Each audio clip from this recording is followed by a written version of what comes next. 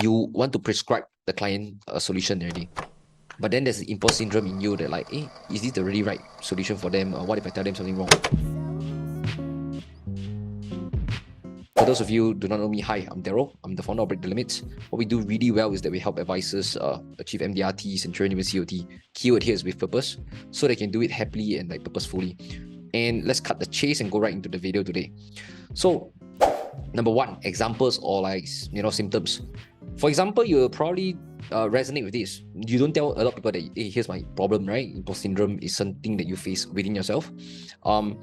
Probably in terms of competency-wise, you feel that there's a lack.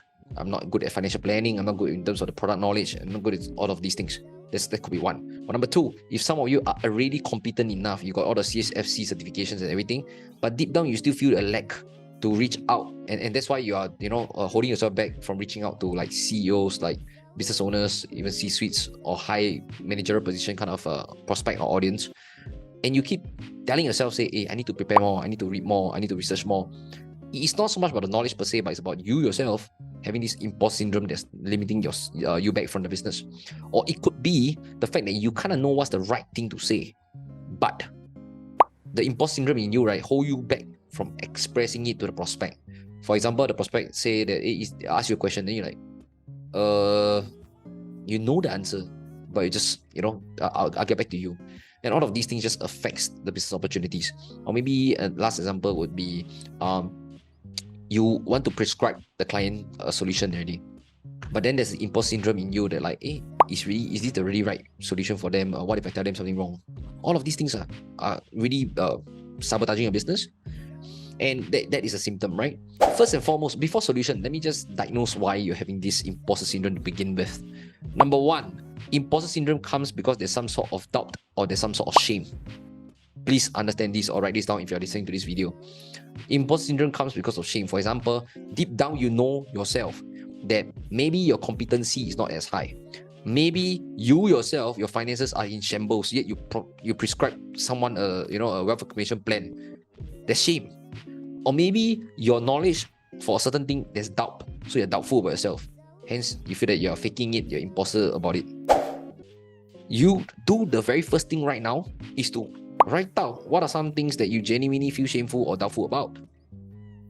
Second thing you need to do, find concrete evidence to slam those things. Find concrete evidence to slam those things. Okay? And number three, create a new identity because of that.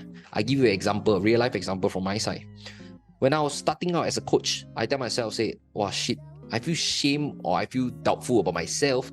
I am never an advisor. How can I coach advisors? That was my doubt. That was my shame. And then I found evidence that can I actually coach someone that he take one or two things away from me at least, who's an advisor. Don't say I promise him MDRT yet, because I'm a newcomer in the block. And fair enough, I did that. I collected evidence. And my new identity was, hey, I'm a coach who can coach advisors. Not so much about like I'm an MDRT producer. I mean, I can coach MDRT producers, I can coach COT producers, not yet. But I have something to begin with. Can you understand? So you rinse and repeat these 3 steps.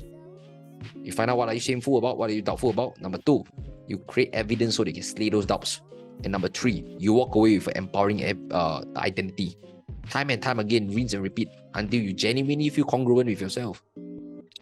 And this will slay or avoid or overcome the imposter syndrome that you're facing. Okay, if you like this, please do me a favor, send this video to other FAs, even your colleagues or your friends or your guys under you, so that everybody, all FAs, can really transform from within and make this industry a better place. And at the same time, if you enjoyed this video of me educating you on it, you might want to experience the live masterclass yourself. We have five powerful secrets whereby you can use these 5 secrets so that you can make your business fly at a different level. Okay, click the link somewhere around this video to reserve a slot right now, and I'll see you guys in the next video.